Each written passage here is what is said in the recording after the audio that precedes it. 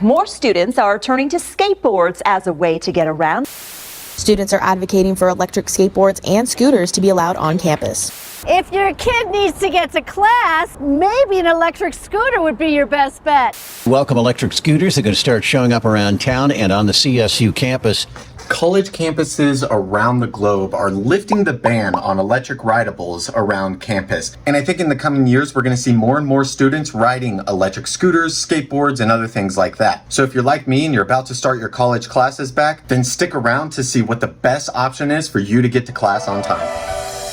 Behind me, I have 4 of what I believe to be some of the best college commuters or budget micro-mobility devices. And today I'm going to be ranking them 1 to 4 based on a couple factors. 1 is the price, because I'm a college student myself, so I know what it's like to be on a very tight budget. 2 is portability, whether you're carrying it upstairs, in and out of offices, up and down from your apartment. Being able to easily move these devices around is very important. And number 3 is just going to be general capabilities, top speed, range, and other factors like that. So let's get started with number 4, which is the Segway S Max. The Segway S Max is currently priced at $700 and is the most expensive out of this lineup. That's probably why it's in the number 4 slot, paired with the fact that it doesn't have any suspension. However, the S Max makes a great commuter for any beginners. It kind of seems like those original hoverboards that came out took some steroids. It's pretty nice that you have a little knee pad here to steer. It has a handle that comes out that you can walk it around, which is very nice. It's got a top speed of 12 miles per hour, so if you're new to micromobility, it's a very easy to learn and safe product. One of the great parts about this is that it has 23 miles of range, so if you're going to be doing a lot of commuting, having a large battery like that is a huge plus. However, one of the main cons that I found is it weighs close to 50 pounds. So if you're going to have to take this upstairs and you're not able to use the handle to walk it around, this may not be the product for you. If you feel a little goofy riding one of these hoverboards on campus, then for a little more money, you could check out the cheapest one-wheel pint for $750. It didn't make our list of top cheapest electric rideables because of its price, but it's on an honorable mention list. Once you've learned to ride a one-wheel, it can be one of the coolest ways to cruise around campus. Just be aware that the one-wheel pint has a range of just 8 miles. Moving on to the number 3 spot is the Dualtron Togo, or Togo, I guess. Togo, Togo, I'm not sure how they pronounce it. It's currently priced at $610. The Dualtron Togo also weighs 50 pounds. However, it's a scooter, and I think a lot of people who aren't too familiar with electric rideables, a scooter is going to be one of the most comfortable riding experiences for a beginner. One awesome thing about this scooter is that it has a top speed of 20 miles per hour. So if you're like me and you're running late to class, this will get you there pretty speedy. Although it weighs 50 pounds, it does fold in half and click into itself, so it is not too hard to throw into the back of a car or use the stem to carry it up some stairs. There are 2 versions of the Dualtron Togo. However, the $610 version gives you about 12 miles of range. And personally, although it's only in the number 3 spot, I do think this is probably the safest PEV of these 4. Scooters make for a standing up and comfortable ride. This has a headlight, blinkers, a horn, and because most people are familiar with riding scooters, if your buddy needed to take this out for a spin, you wouldn't be throwing any sort of learning curve at them. And now on to the number 1 and 2 spot. I'm actually kind of torn between these 2. I want you to let me know in the comments which one you think deserves the number 1 spot. It's either the MEEPO V5 electric skateboard or the Begode M10 Mini, which is actually the world's smallest electric unicycle. Now, I personally actually use the M10 Mini almost every single day to go to the gym, to check mail. It's all within a close vicinity of where I live. One of my favorite things about it is that it weighs 27 pounds and the built-in handle on top makes it super easy to carry all the way up to the 3rd floor of my apartment. It's currently priced at $500 and has a top speed of 10 miles per hour. So although that's the slowest of these 4, I think it makes up for it with its size. If you had a big enough backpack, this could probably fit in there. It'll tuck under a desk at your office or at school super easily, and it has some pretty cool features like a headlight, the tail light, which actually displays your battery percentage, and there's a button on top you can press if you needed to go up some stairs, which will put it into a temporary rest mode. The M10 Mini has about 12 miles of range, and some of the only cons that I can personally think of is A, it's an electric unicycle, so there is going to be a learning curve if you've never tried to ride one before. However, I think think this is not very intimidating and pretty easy to pick up on. And the other con is that it comes shipped with these pads on the side not connected. So you have to pull off the sticky and connect them. And I found that this one right here, it keeps coming off and peeling away. I've tried super gluing it. I've tried everything in my ability to keep it to stay on, but it keeps pulling off. What's weird is that coming shipped with the pads not already installed doesn't even save shipping space. So I'm not entirely sure why they did that. And for the other possible number one spot is the MEEPO V5 electric longboard. Now I know these are super popular on college campuses, primarily for the fact that it's only $400. Now similar to the Dualtron Togo, there are two versions. You can do the $400 longboard, which gives you 11 miles of range, or you can do $530, which is going to give you about 20 miles of range. I think if you've got the extra cash, I would probably invest in that because it reduces the amount of times you're going to need to charge it, especially if you're having to go from class to class or meeting to meeting downtown. Having that extra battery is worth the extra $130 roughly. Two things that put this in the potential number one spot is the top speed is 28 miles per hour, which I've personally tested. I feel comfortable going about 25 miles per hour, but if you're running super late, you could crank it up to 28. And the other thing is that it's only 17 pounds or 19 pounds if you get the larger battery version, which is super lightweight, especially because it has this built-in handle here. It makes it super easy to carry around, load it in the back of the car, or up a flight of stairs. In my personal preference, I think out of these four, this one is also the most fun to ride. If you've ever snowboarded, it kind of feels like you're snowboarding but on land, and similar to a scooter, a lot of people have ridden skateboards and longboards, so it's very easy to pick up on. Of course, all of these products, you can check our link below if you're interested in getting one. Make sure to let me know in the comments which one you think is the number one spot between the M10 Mini and the MEEPO V5. I'm Dalton with Freshly Charged, and when you ride, wear your safety gear.